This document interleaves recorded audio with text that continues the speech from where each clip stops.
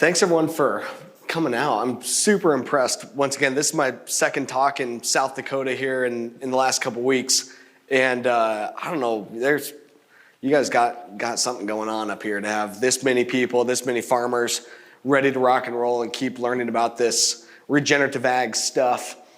And just so impressed and wanted to start with that, of the volume of folks in the room and the caliber of folks that are in the room here and involved in this group. So I'm excited to share some insights and be able to chat with you guys here this morning. I want it to be just super, conversational. I was looking at the schedule. Shoot, you guys are stuck with me for like more than an hour unless you boo me off stage and we take a break here earlier. But so we got a lot of time and we can really dig into some stuff. We can get your questions answered and looking forward to digging as deep as you guys want to go. So as in my email, or as in my intro here, we've been really practicing a lot of these practices on our farm for a long time. The long-term no-till we started no-tilling in 1978. We've been using cover crops since 2013, really trying to diversify as well. We're in southeast Iowa, about 7 hours southeast of here around Washington, Iowa. Farm 700 acres down there. Of course, it's mostly corn, soybeans. We've also utilized wheat. We're growing a lot of cereal rye. We've grown mustard. We've grown malt barley, had some open pollinated heritage corn here this year. So trying some new stuff. I think it's really important to continue to figure out how to be creative with these soil health principles, but it's got to pay the bills. And that's what I'm going to talk about here today is all these things are great. We have to continue to take care of the resource and take care of our family operations, but we are still running businesses here too. And I think there's a lot of opportunity to get all of this here together. So I already kind of talked about some of this, with my background and my bio. 7th generation, this year's 150 years that my family's been farming in southeast Iowa and Washington County. 8th generation is on the ground here, and really think about this from a long-term legacy, the next 150 years, the next 8 generations. I think that's what we got to be thinking about here. But sustainability and long-term monetary sustainability only matters if the farm is economically sustainable too. We've got to have balance here, and I think there's a great opportunity to be able to do that, utilize technology, utilize data, and there's a lot of companies that are working on pushing this here as well. I think the biggest thing that is continued to be missing though is the logistics, the how-to, how do we take these principles and implement them for the context of each farm. I think that's really important as I talk today or as the other speakers talk here today. You've got to take some of these concepts and figure out how to tweak them for the context of your farm. What I do 7 hours southeast of here is not going to work exactly the same on your farms up here. Our moisture is completely different, our soils are different, our climates are different, but the context, or the concepts, the principles are the same. And that's why they're the principles. Okay, a couple things I want to tee up here first of what I'm really looking at and where I think we're going to be able to make money in this long term, and in the opportunity, or not the long term, but the opportunities that are really presenting themselves here now with these companies and these initiatives and stuff. A couple of them were mentioned that we're working with in my bio, Rabobank and SIBO and Land O'Lakes, and there's a variety of others that have some really interesting things happening. I want to hit on that here first because it's super important to go and do some research on, to figure out how your operation can be best prepared for these corporate initiatives, okay? All the time we keep hearing about all these more government money, more sustainability programs from companies, talking about implementing things like no-till, cover crops, carbon programs, sustainability initiatives. It seems like every week there's a new one of these programs. And they're targeting agriculture because of the next slide that I'm going to show, but we've got a long way to continue to progress to make sure that we're in position to monetize in these sustainability initiatives. On the last U.S. Census showed only 4% of farms in the country are using cover crops. It's only about 30% using no-till. With the new census numbers, we'll see if we've got any adoption there. But as you guys have seen, doing these things is tough. It's challenging. And as you're going to take some of these concepts back to your farm, make sure that you implement them in a risk-adverse manner maybe start small scale, utilize funding opportunities that are out there through government programs or corporate programs, whatever it may be. But we do have to figure out how to get more and more farmers on this journey here. And being successful at implementing regenerative practices like cover crops and no-till, diversifying our cropping systems, diversifying our revenue streams, and make sure that this is going to be long-term sustainable. But we've got to make sure that the logistics work for each one of our farms. There's no one-size-fits-all. Regulation is definitely not the solution here, but we need to start figuring out how to continue to progress, to document what we are doing, and to help out other folks along the way.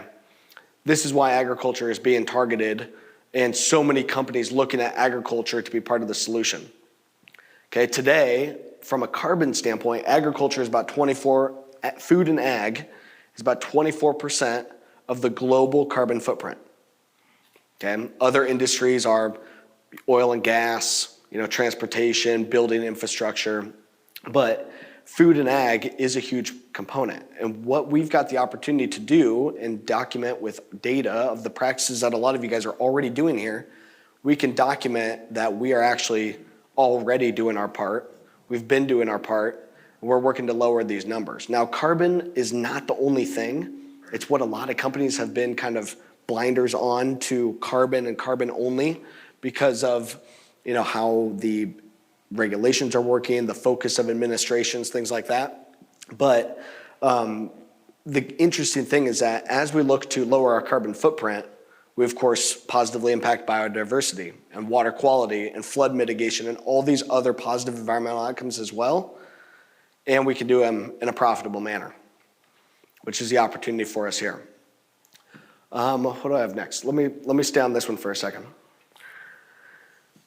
One of the things I'm really looking at, and I see Poet is one of the sponsors here today. One of the huge takeaways here is 45Z.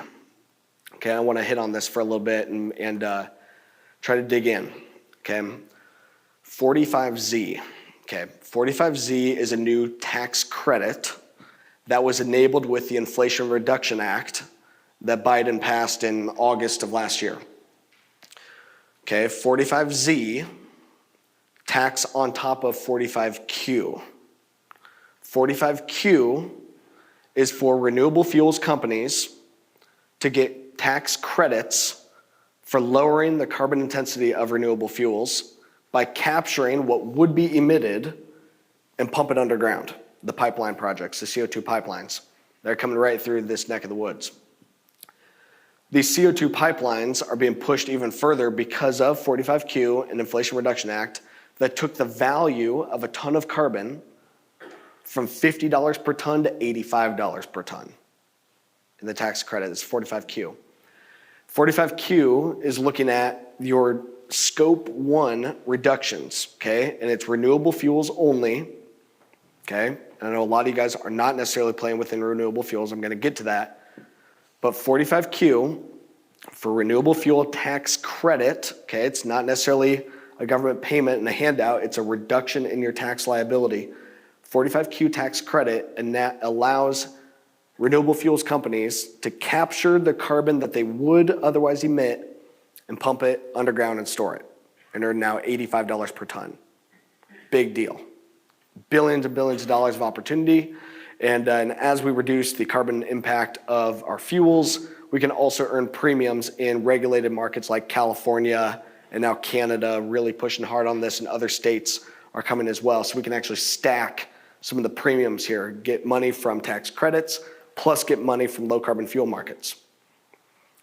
45Z stacks on top of this another step further, and it's going to impact every single one of us here in the room. 45Z allows for the integration of scope 3 reductions, okay? For renewable fuels, scope 1 carbon footprint is what happens at the facility, okay? The emissions at the facility. Scope 2 is the energy utilized by the facility, the electricity for the most part, okay? Scope 2 is the electricity usage, the energy usage. Scope 3 is the supply chain. For us, that's the corn and soybeans going into that renewable fuel. And of course, it's gonna be other stuff too, other oil seeds and all that. Scope 3, so 45Z starts on January 1st, 2025. January 1st, 2025, 45Z goes into play, which means the crop that we're gonna grow in 2024 going into renewable fuel to be produced in 2025 is directly subject to this tax credit, which means we need to start figuring out how to prepare for it for this fall with the use of our cover crops, our fertilizer program, our no-till program for this fall to make sure that we're in preparation to garner as much of a premium as possible. What's going to be utilized for 45Z, and this is already signed into law, is a tool called the GREET tool, the GREET model, G-R-E-E-T, okay, the GREET model. GREET was developed by the US Department of Energy at the Argonne GREET National Lab. It's basically a glorified Excel file. It's nothing too fancy, and it spits out what is your carbon footprint of a bushel at the end of the day. And the 45Z tax credit allows for reduction of that carbon footprint to play into garnering tax credits for the renewable fuel company, but they need our data to run that score.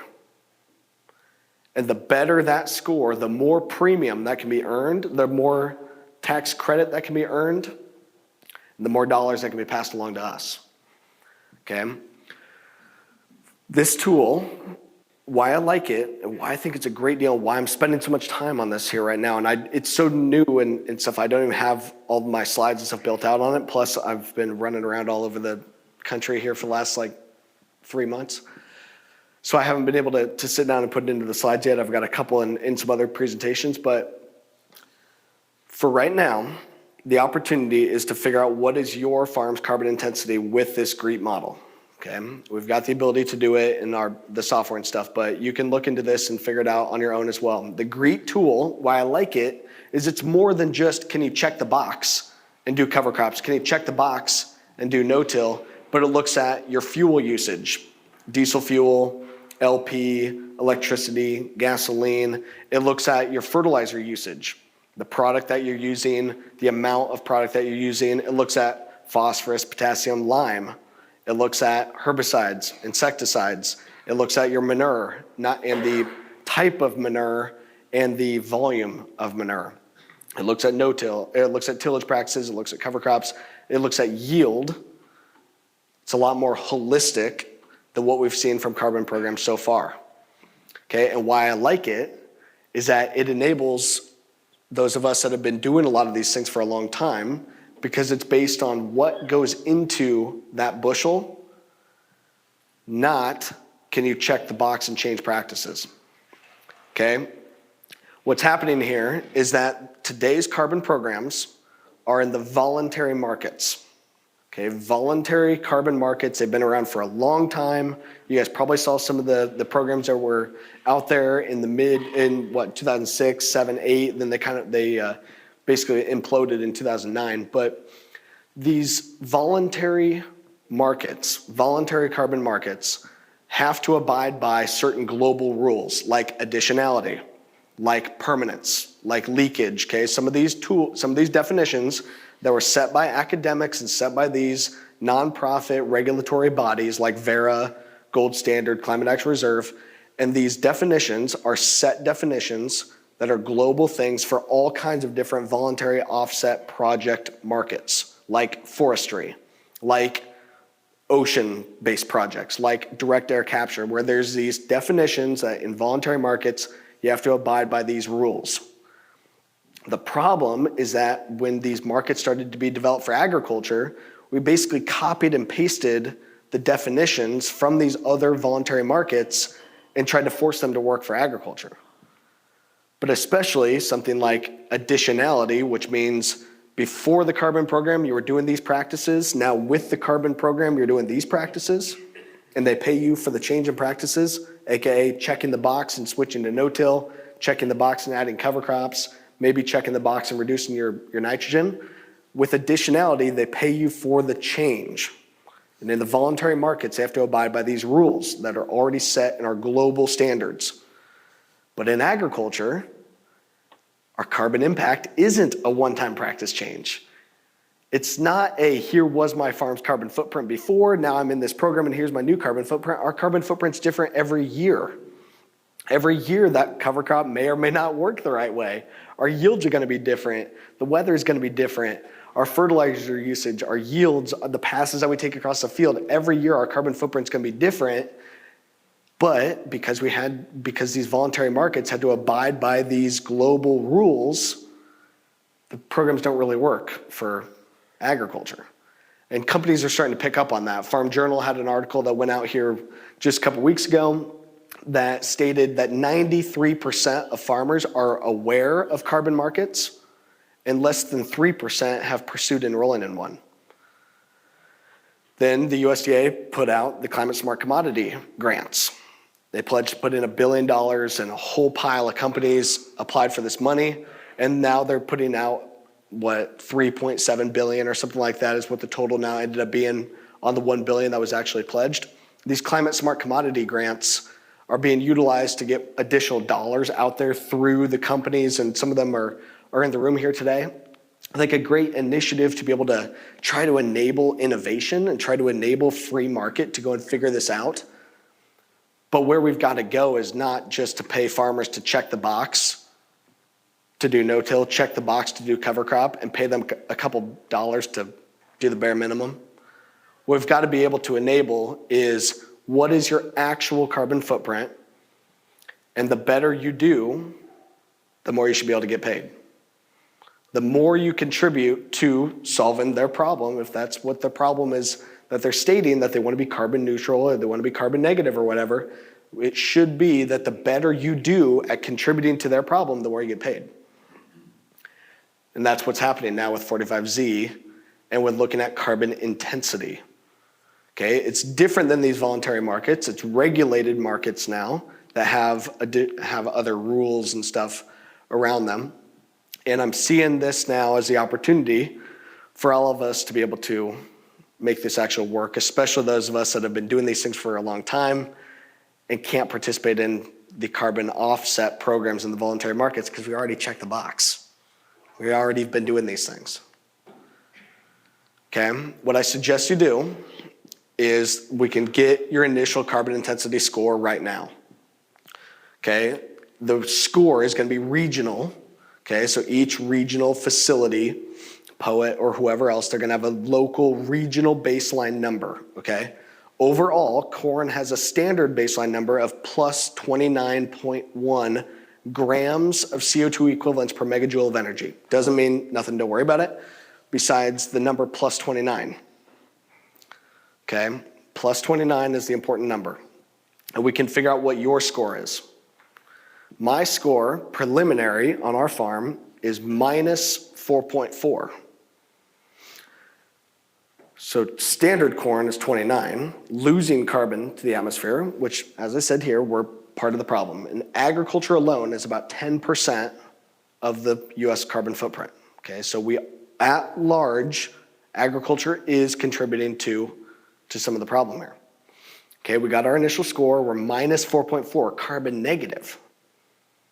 Okay, so now when our corn goes into renewable fuels, they can get a tax credit based on the delta between plus 29 and minus 4.4. With the math that goes into play on January 1st, 2025, growing 240 bushel corn, the value is more than $2 per bushel, about $480 an acre. That's why I'm spending all this time on this, because it's a big freaking deal and a huge opportunity. Now, this is set up right now. The regulation is set up just for renewable fuels. Okay, biodiesel, renewable diesel, sustainable aviation fuel is going to be a huge one. Ethanol, big dollars and big opportunity. You cannot go and make money on this right now. But why I'm dwelling on this is, as you're learning and as you're taking ideas back to your operation, what you are learning this year and what you're implementing for your crop for next year, this plays a big role.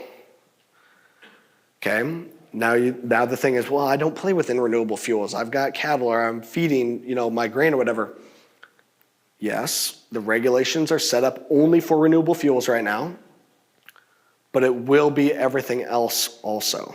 And there's pilot projects happening on that right now for other verticals, other industries, to be able to work off of this same type of business model, same type of calculations for all the other industries to work here as well, okay?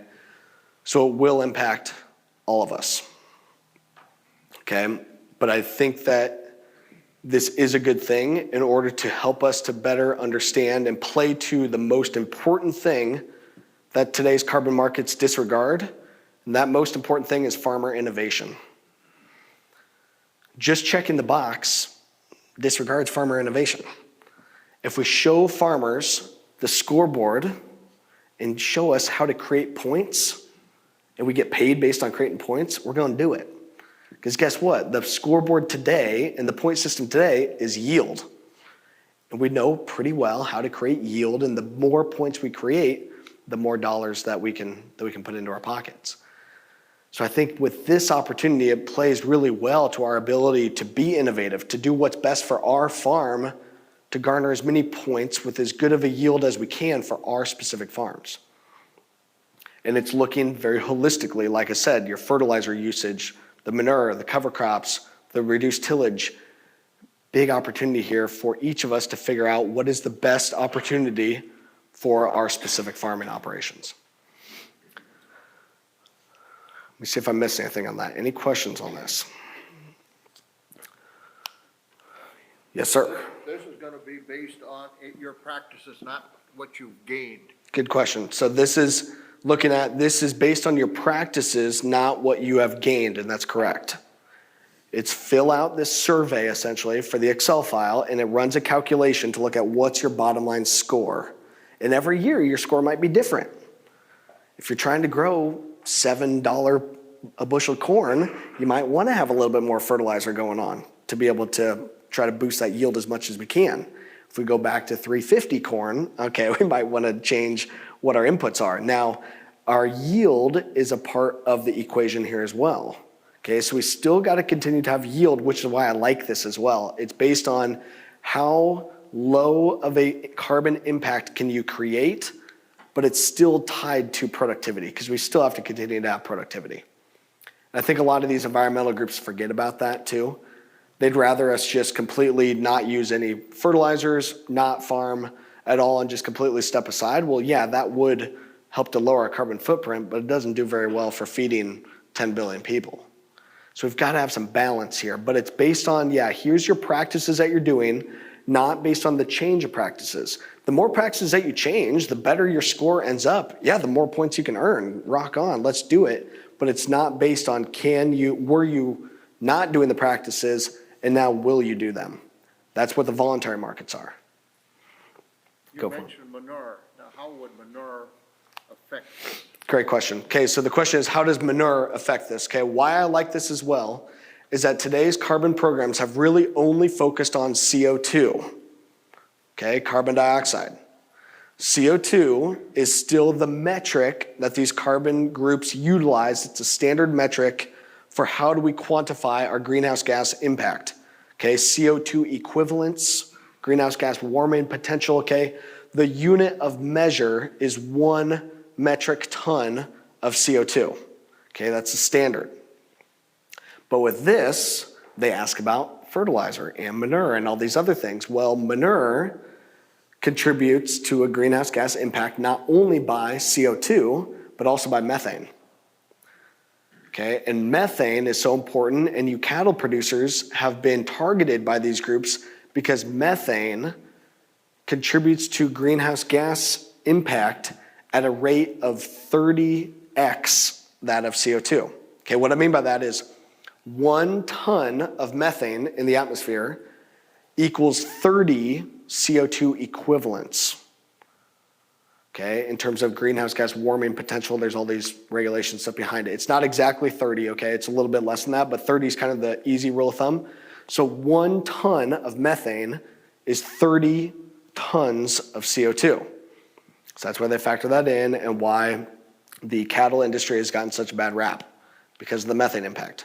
What's even bigger deal than that, and where there's opportunity to use data and to down in these numbers, is nitrous oxide has 300 times the impact than CO2.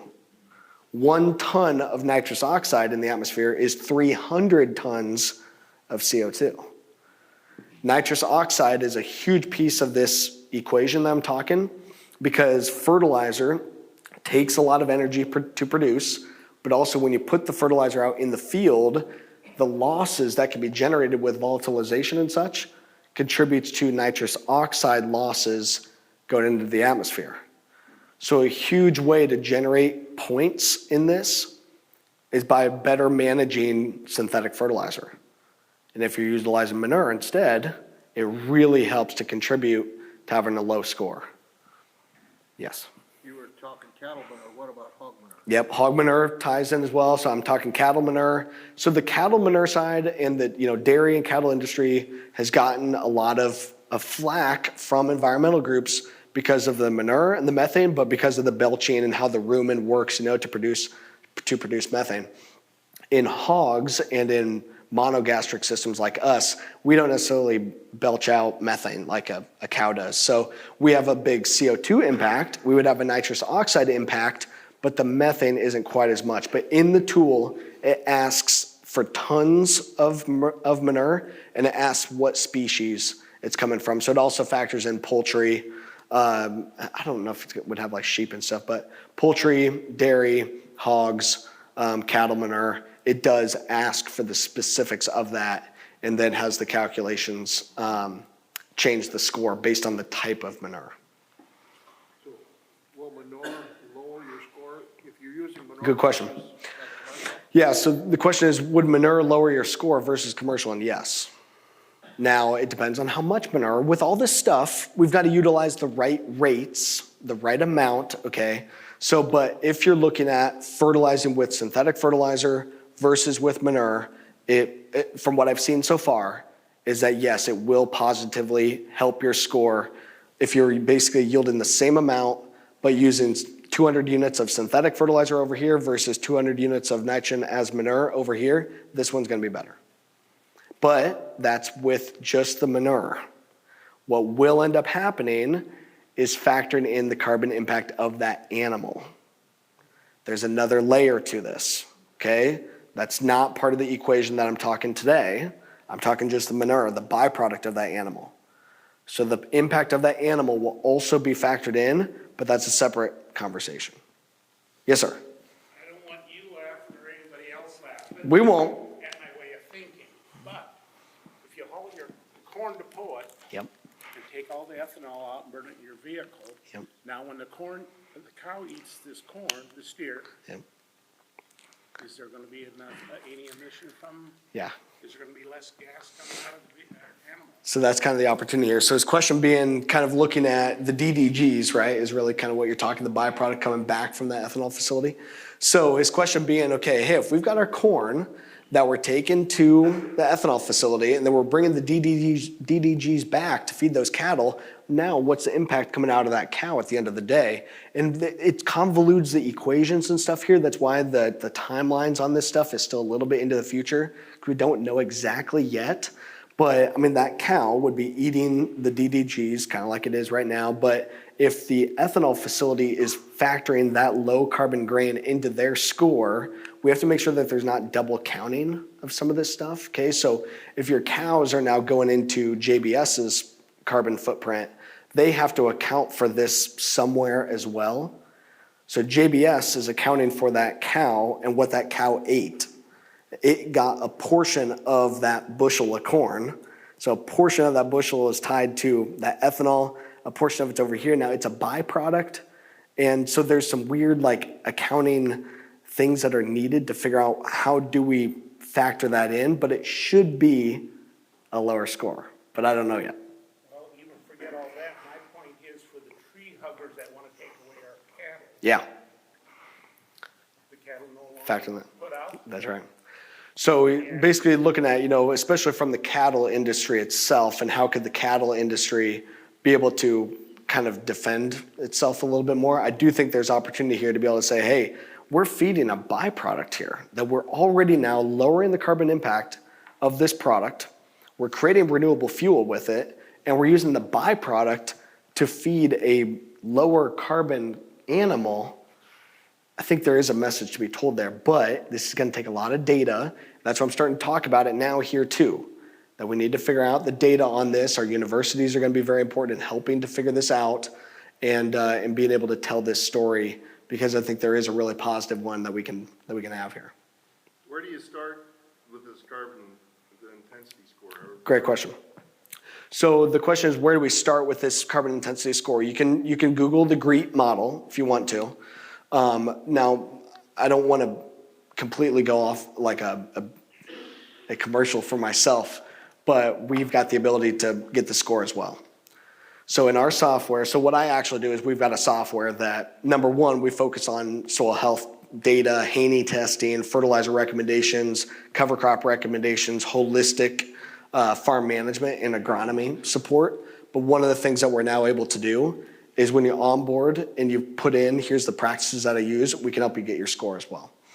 You can go to it direct. I'm sure there's gonna be other companies that can help you to get the score. But what I'm doing, okay, this is kind of the inside baseball, under the hood stuff of what I'm working on, is that we have the ability now to onboard growers into our software. We have a GIS platform, a mapping software for mapping out the Haney test and soil health. We fill out a survey in our software. The producer fills out a survey of what practices do you typically do. It takes less than 10 minutes per crop. Very simple. And with that data, we can run this score. But what I'm working on here is to run machine learning to reverse engineer the GREET tool to show you how to optimize that score cross-referenced to profit. Okay, so what we're doing and what we've got the ability, what we're doing right now is every single line item on that Excel model impacts the score. What we're doing is if I move that line item by a unit of one, say 1 unit of UAN, of nitrogen as UAN, or 1 gallon of diesel fuel, how does that impact the score? Okay, we're doing that right now. It's a sensitivity analysis and Monte Carlo simulations. So what we've got then is if I move this factor by unit of 1, how does it impact the score and the value of that score? But then we can cross-reference that to, there's a dollar value of moving that by a factor of 1. And cross-reference what's the outcome value, cross-reference to what's the cost of moving that, cross-referenced with, from an agronomic perspective, what's the yield risk. Okay, this is all very new, early stuff, but the ability to do that is really becoming real. And as I've looked at this and gotten the numbers and stuff on what it's gonna mean for our family farm, it is a big, big deal. Like I said, so our value of our score as it exists today would be worth $480 an acre, about $2 per bushel. Now, we're not gonna be able to get that whole thing, okay? This is a big pie, and everybody else is gonna want a slice of the pie too, okay? But still, if we can, as a farmer, take home somewhere between 25 and 50% of that as a premium for getting this data and farming the smart way that we all know how to farm, we're talking real money. A big, big deal. That's why I'm so hot on this and wanting to spend time and kind of convoluting the whole talk on this. Okay, it's a big deal.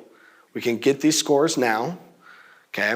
And I don't know exactly what we're gonna do in terms of like what it's gonna cost to get it. It doesn't look like it's gonna be very expensive to get this, but I don't know exactly yet. So it's part of what I'd love to keep in touch on.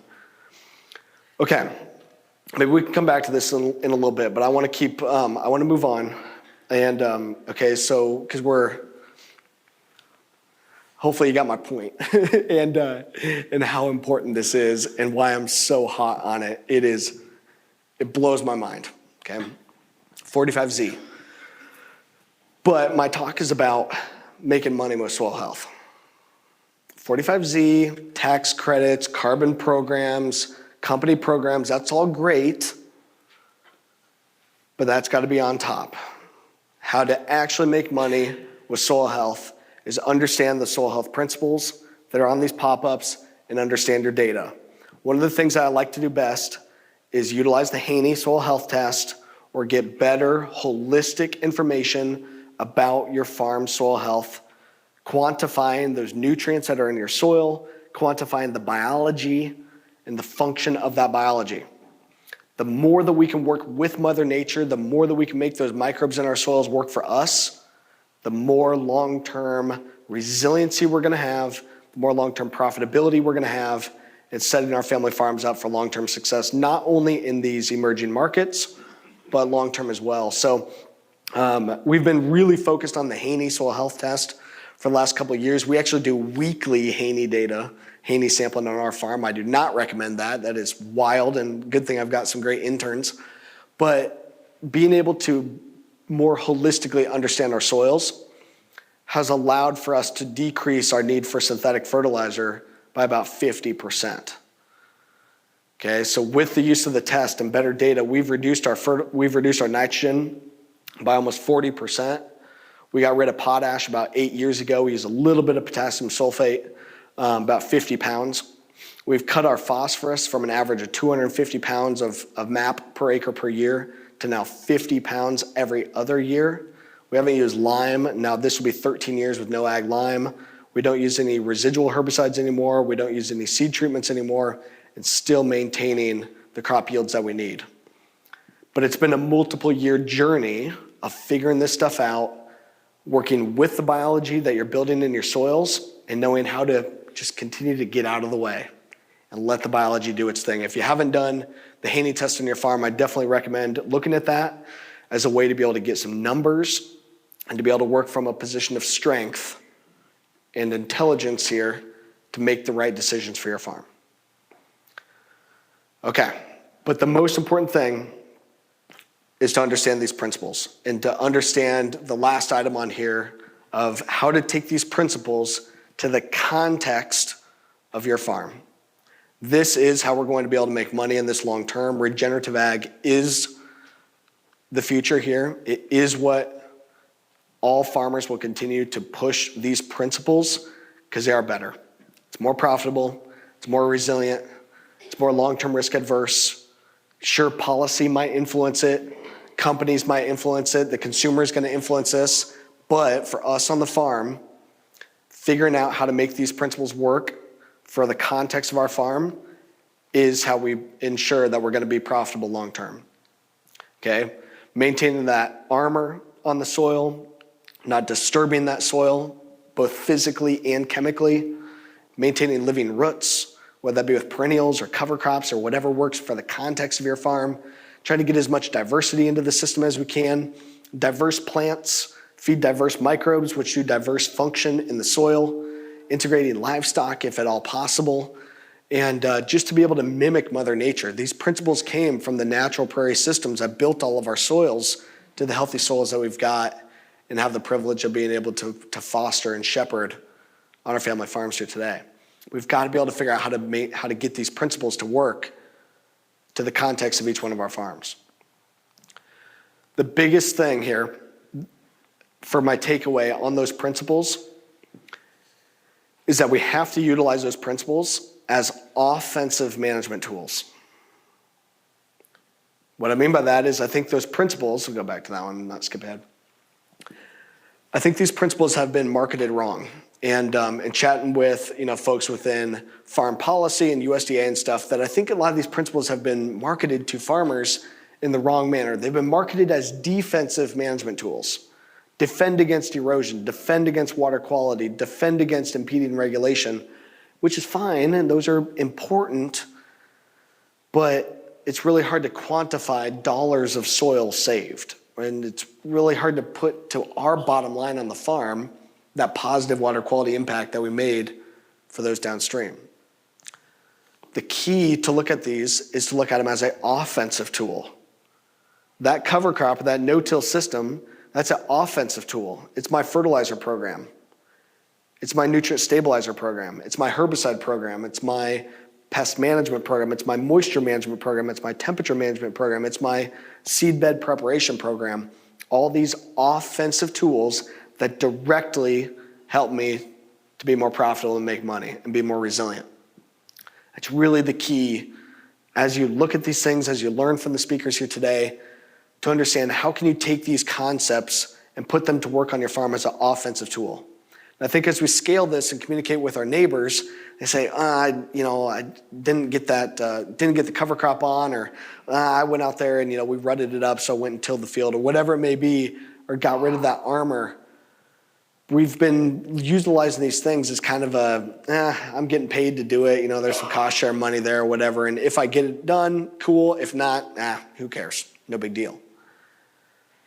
But if these systems are part of an offensive tool, now we prioritize them differently. Now we approach them differently. Now we know on the farm, our farmer psychology, that I've got to get these things done and done correctly, because it's going to directly help me to make more money and impact other line items on my P&L.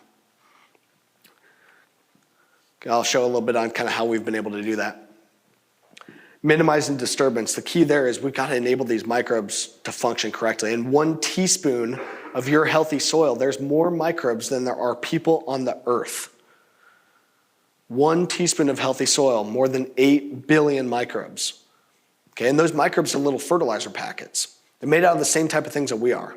They're water, carbon, nitrogen, phosphorus, potassium, micronutrients. They're made out of the same type of things that we are. And all those microbes know how to do is eat, reproduce, and die. And try not to get eaten too quick and die too quickly. But most of them do. Eat, reproduce, die. That's it. So we've got to enable that to function correctly and enable more of that process, so that as those microbes die or get eaten or get basically pooped back out, by the other microbes and turn back into usable fertilizer for us, the more we can stimulate that process, the more benefit that we can directly get back to us. But with our over disturbance of the system, we've created a very bacterial dominant system where it only function off of short-term gains. It's not complex enough to get the real benefits of long-term regenerative systems. We've got to get those fungal communities working. We've got to get those protozoa back in there, the good nematodes, things like that. And it takes stepping away and letting the natural system function to be able to get to that point. This is what it looks like on our farm. This is the only disturbance that we've got. Planting green, we plant everything green. Corn gets planted green, soybeans get planted green. For a lot of you guys, it's gonna be cereal rye is about the only tried and true long-term thing. If you got wheat can be another really great option, of course, as well. Just not gonna be as aggressive in the spring. But for us, it's plant into that. I like planting corn into light rates of cover crop. Usually for us, it's 30 or so pounds of cereal rye, maybe with a couple pounds of hairy vetch, a couple pounds of crimson clover, depending on when we get the cover planted in the fall. And then we terminate the cover crop. For us, we usually wait about 7 to 10 days after planting, but my rule of thumb is to plant it green and then terminate 48 to 72 hours after planting. Because the key there is you just disturbed all that cover and kind of knocked it back. So let it recuperate just a little bit, so then it'll take in the herbicide and get you a good kill. What we do to help to balance the carbon to nitrogen ratio and get this cover crop crispied up quickly, especially in cold, wet conditions, is add a little bit of 32% UAN to heat up that herbicide pass. Some of the things that we've been doing there, but being able to let this stuff go in the spring and plant green, I really think is going to be the key, and especially for so many of you folks that are in the area. I didn't get my cover crop on until super late last fall as well. My fields, a lot of them, you wouldn't be able to see that there's a cover crop growing on them, just barely getting things germinated. But the key is to let it go in the spring. Let it go in the spring, plant into it, terminate later, understand your carbon to nitrogen ratio, understand your nitrogen program, be risk adverse, don't screw things up, but by utilizing that cover crop as an offensive management tool to manage that moisture really allows for success in this space. A couple other things here real quick and we'll go to some questions. Maintaining that soil armor, I think you guys see this even more than farmers in my neck of the woods with the winds that you guys have and being able to keep that soil where it's at. I mean, a lot of you guys are already really crushing this one, but maintaining that soil armor, utilize that armor again as an offensive tool, manage that moisture correctly, utilize a living cover crop to pull out excess moisture, utilize a dead cover crop in that dead residue to hold moisture in and to protect against the temperatures getting too hot. For us, this is that same cornfield, planted corn into it, and then a week or 2 weeks later, now we're going out there and killing it. Like I said, I recommend killing it soon after planting. Then as you get more aggressive, you can get further to this area.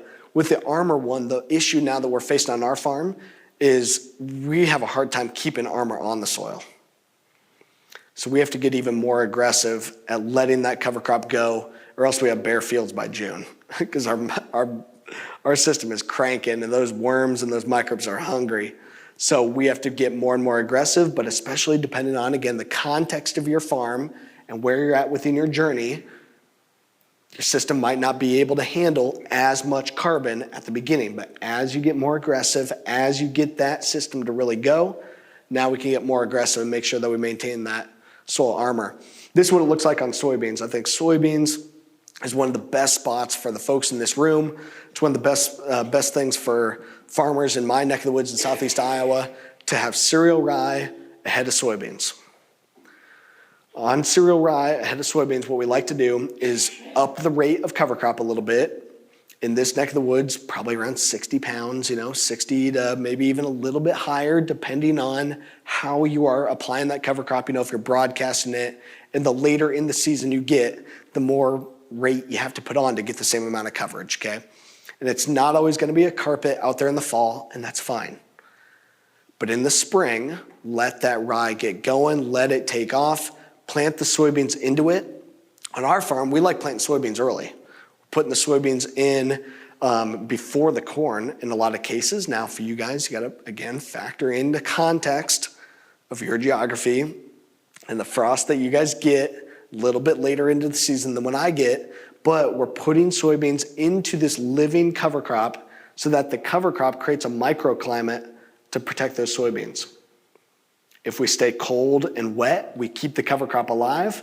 If we turn hot and dry, we kill the cover crop. Now it's a armor for my soils and protect that moisture, hold that moisture in, protect against the heat of the summer, and make those soybeans happy. I took this picture in middle of June a couple years ago, and it was a hot, muggy Iowa summer day, 91 degrees outside that day, and at the cover crop canopy here, it was 100 degrees. This field, it's kind of hard to tell in the picture, but this was actually a 5-foot tall cover crop, about 12,000 pounds of total biomass out there. The beans are about knee high. Can't even see them in this picture.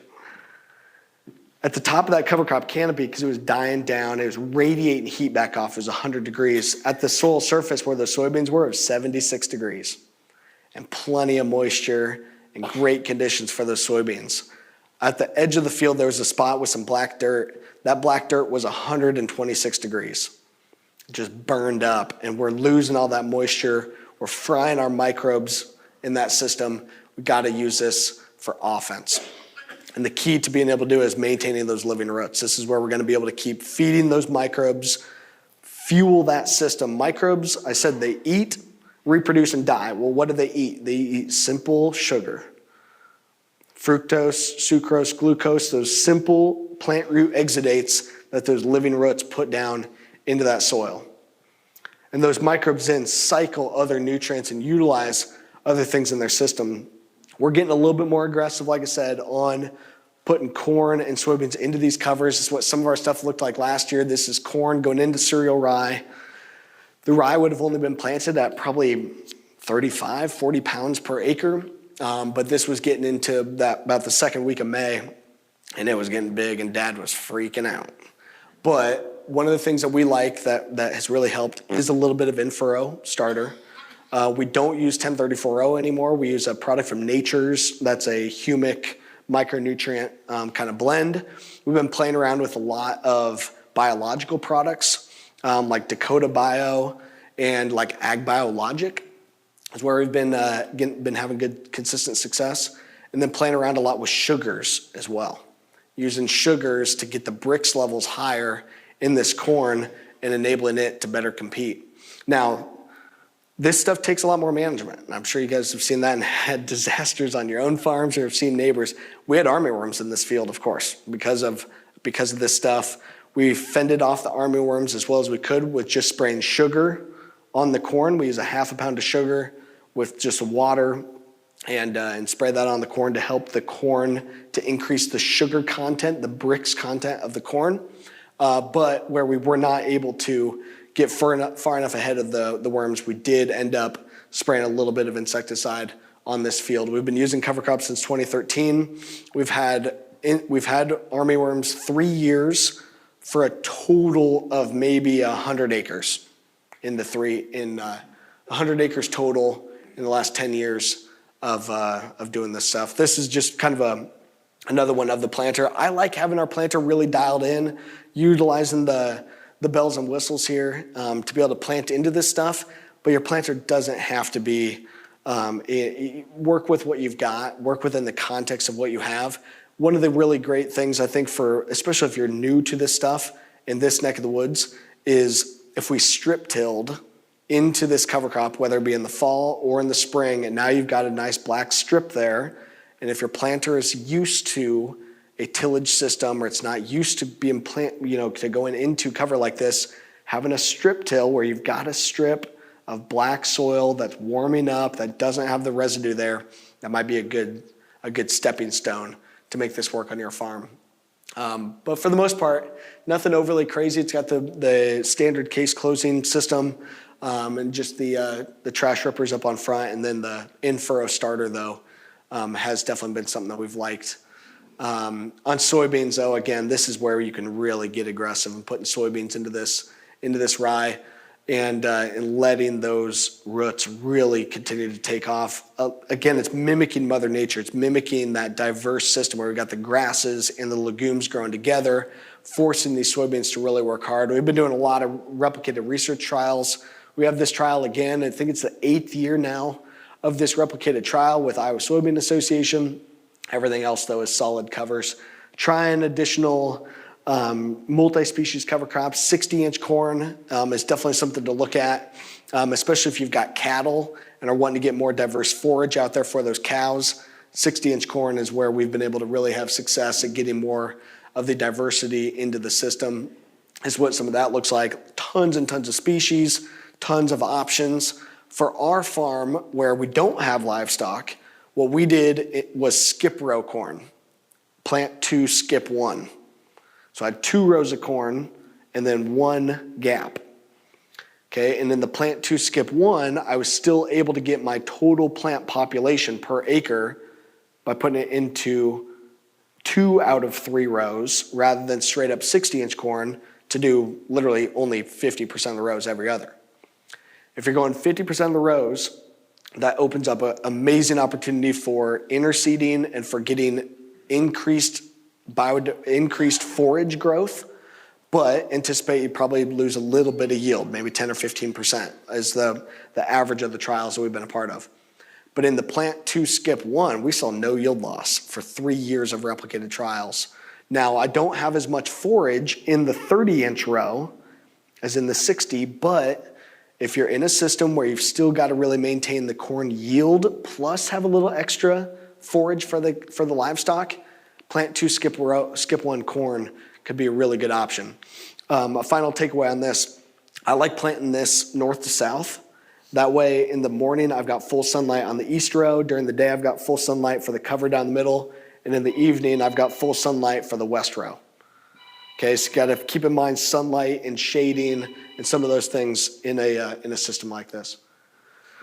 We got to have the living roots in this system. No-till, of course, is great. We've got to be able to start there, but having the cover crop in the system is huge. This is a long-term no-till customer. On the left-hand side is this long-term no-till only. On the right-hand side was after 10 years of cover crops. I pulled these soils about 30 foot away from each other in September. So what you're seeing here is definitely a organic matter change and a carbon change, but also water holding capacity, the structure that you're seeing there. That soil on the left is great, probably 4.5% organic matter, good Iowa soils. But on the right-hand side, with the cover crop, really able to see those gains and paying off for him. Getting diversity into the system is huge. Again, diverse plants feed diverse microbes, do diverse tasks in the soil. We've been trying to get additional crops into the system. Malt barley, we interseeded the malt barley, frost seeded the barley with crimson clover. That might be one of the things to play around with. Legumes in the fall in your geography is going to be tough. It's really tough in mine as well. We've had pretty good luck with hairy vetch, but options are very much limited.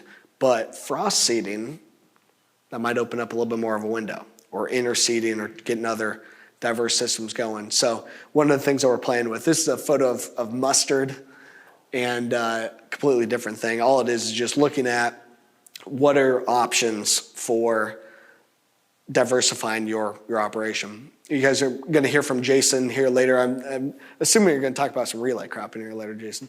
I love relay cropping. It's one of my favorite things. To be able to diversify, relay cropping might be one of the best options for a lot of our operations here.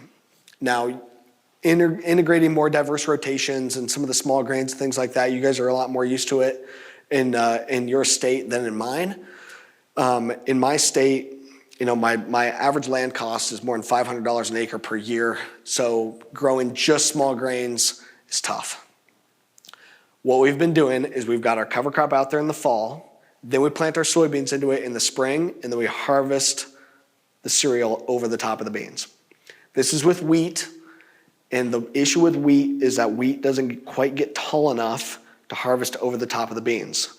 Okay, what we do, which is different than what you're going to see on Jason's stuff here this afternoon, is this is solid seeded wheat, solid seeded beans. So it looks like that when we're planting into it. There's no rows, it's 7.5-inch spacings. The beans come up through it. Seeing crazy results on the fertilizer and soil health standpoint. I could go back to that, but this is what we mostly do here now. This will be our 5th year using relay cropping, and this is how we're going to farm the majority of our soybeans this year. Now, the issue that you guys are going to face with this stuff is moisture. Okay, how I would approach this is if you've got your cereal rye out there in the fall, we put our soybeans into it in the spring just like normal. On our farm, we're planting soybeans in April, and we typically terminate the rye the last week of May when that rye is starting to drop pollen. We can terminate it earlier based on moisture. That's the key here. Plant the soybeans into the rye, terminate based on moisture. If we get hot and dry, terminate that cover crop, stop it from taking up excess moisture, falls back down, locks in that moisture, provides the armor. If we stay wet, if you guys happen to have a wet spring, we can take this stuff all the way to harvest. In my operation, these are drilled beans and about a bushel of drilled rye, okay, about 60 pounds, and about 160,000 plants per acre on my soybeans, drilled. And we take, instead of bringing out the sprayer in late May, we bring out the combine in July and harvest over the top of these beans. We're averaging 30 bushel the acre rye, that's it. They do get a little bit of nitrogen fertilizer on them in the spring. Fungicide does help to get good quality. You guys are way better small grain experts than me, but that's how we've been doing it for our operation. And then after we take off the rye, usually it's around July 10th from my neck of the woods, take off the rye, then we can come back and clean up the field with a shot of Roundup or Enlist. We're mostly Enlist beans. And then we come back and harvest the beans after. This past year was the first time that I saw a yield loss in my soybeans. Okay, they lost about 10, 12 bushel the acre versus my normal soybeans. And that happened because last year I only had 4 inches of rain on my farm last year. Okay, so it was a moisture thing. And stressing that because you guys are more prone to that year over year versus in my context. Okay, but if you happen to have a wet year, you've got the cover crop out there anyway. You put the soybeans into it anyway. If it's wet and you got plenty of moisture, let that rye keep on growing and harvesting it over the top. 3 out of the 4 years, we saw no yield loss on those soybeans. 30 bushel the acre rye and still made 70 bushel the acre soybeans. We used no seed treatment, no fertilizer for those beans, reduced our herbicide cost. Just the bottom line profitability last year, even with our yield loss on the soybeans, we saw an increased profitability of $300 an acre over our normal soybean program. So we're gonna do a bunch of this here this coming year. I think a huge opportunity for all of us to diversify and find new markets is the cover crop market. For me, I've got a bunch of my neighbors that are planting cover crops. Cereal rye seed in my neighborhood last year was selling for $17.50 a bushel, if you can even get it.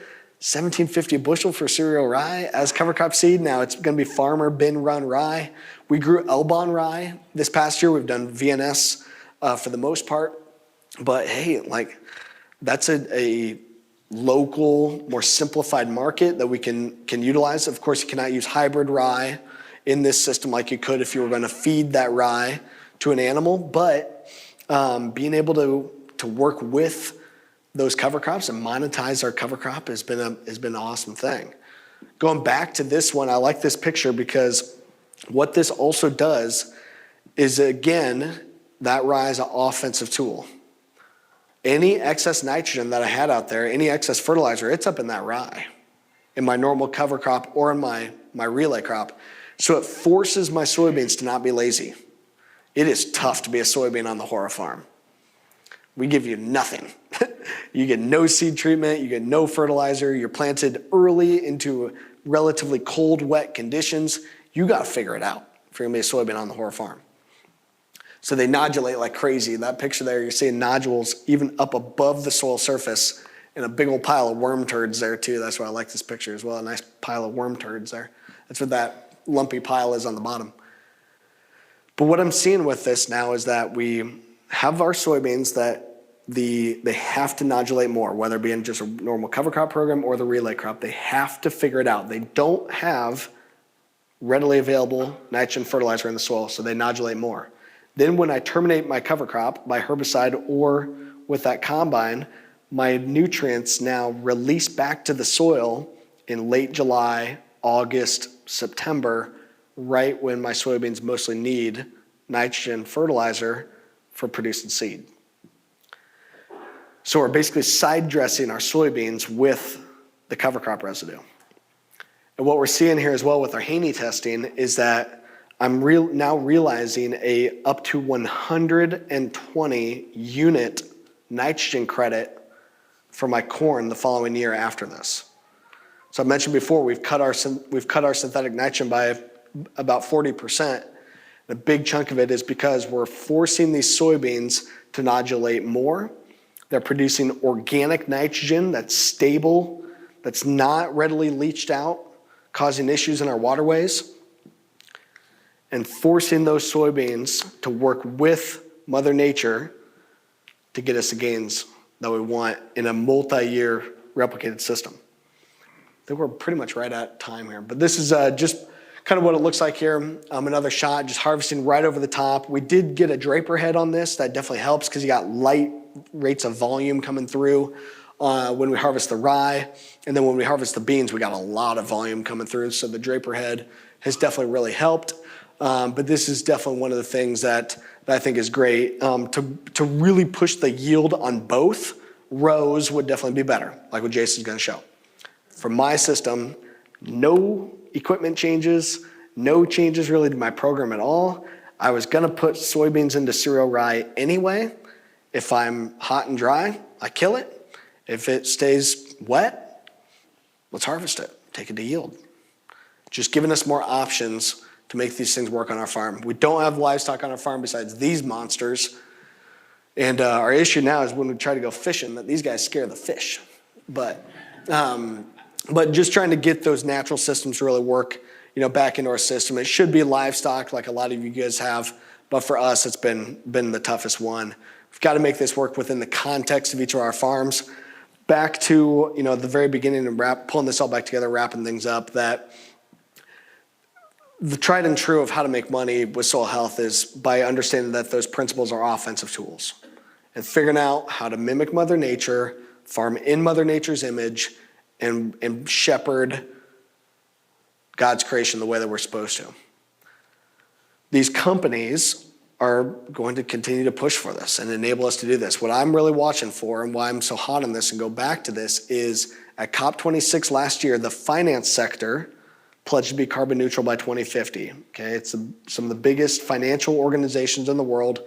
They control 60% of the global wealth, about $130 trillion under management, said we're going to be carbon neutral by 2050. Well, how does a financial institution become carbon neutral? The investment groups, the big banks and all that, in order for them to be carbon neutral, their portfolio has to be carbon neutral. All the big companies, all the corporations that we work with, how does a corporation become carbon neutral? They have to clean up their supply chain. Again, that scope 3 that I was talking about at the very beginning. They can reduce what happens at their facility. They can fine-tune their energy usage. But the big part of their carbon footprint is their supply chain, and that's us. So we've got to be focused in on this, learning from our numbers, and being ready to play within these systems. It's going to take a lot of data, but our opportunity to strengthen our family farms, strengthen our rural communities is very much real, and that's where I see the opportunity for all this being, and why I'm so excited about it. That with increased family farm profitability, we've now have the opportunity to revitalize our rural schools, our communities, our churches, and continue to do what we are here to do, and shepherd God's creation, like I said. So this is my contact info. I'm not able to stick around for the entire thing here today, but would love to keep in touch and help any way I can. And I'll hang out for a while, so definitely grab me. But I think we've got a break next. But if we got a question or two, can definitely do that as well. But I appreciate you guys letting me have some time.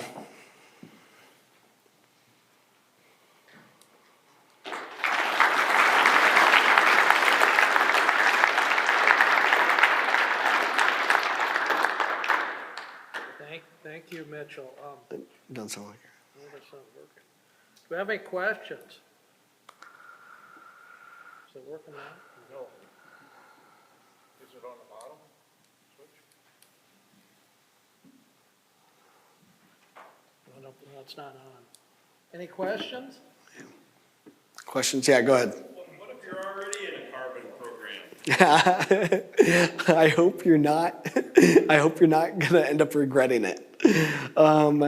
So the question is, what if you're already in a carbon program? Okay, you're already locked in. You got to abide by the contract. Hopefully you signed one that's short term. My rule of thumb for signing up for carbon programs as they are today is make sure that the money is good enough for the effort that you got to put in. Make sure that what you have to do kind of fits what you're going to basically do already. And now mine, or maybe that kicked off mine. I think I got to borrow yours soon. Oh wait, maybe that. So decent money for the work that you got to do. It's basically going to fit. Now we got nothing. Being able to have it fit in the system that you're already going to do, and then long-term risk adverse. So make sure that you know what the length of contract is. Make sure that you know how to get out of the contract. The biggest thing with these carbon things, and I hope that you're still going to be in a decent spot. Yeah, it's not really working, is it? It's really going out. Let's maybe. I think they had some other batteries on this one too. We'll try that again. So, if you're in a carbon program right now, you got to continue to write out the contract. I'm hoping that with these carbon initiatives, it's going to end up being based on what goes into the bushel on that year, not necessarily looking at what you've already done. If you're in a carbon program, the carbon that you are sequestering into your soil, you've already basically forward contracted to somebody else. Maybe there's opportunity to have these programs shift to this, and they'll shift your contract to a scope 3 reduction type of contract rather than a voluntary contract. And hopefully they'll share in the upside money with you. But for right now, I would look at what did you agree to? What's the length of the contract? These things are still a little ways from being developed. So by 2024, 2025, is when these tax credits and scope 3 driven opportunities are really going to be rocking and rolling. So if you're making some money in this space right now, cool. Just make sure that you're getting yourself prepared for what's to come.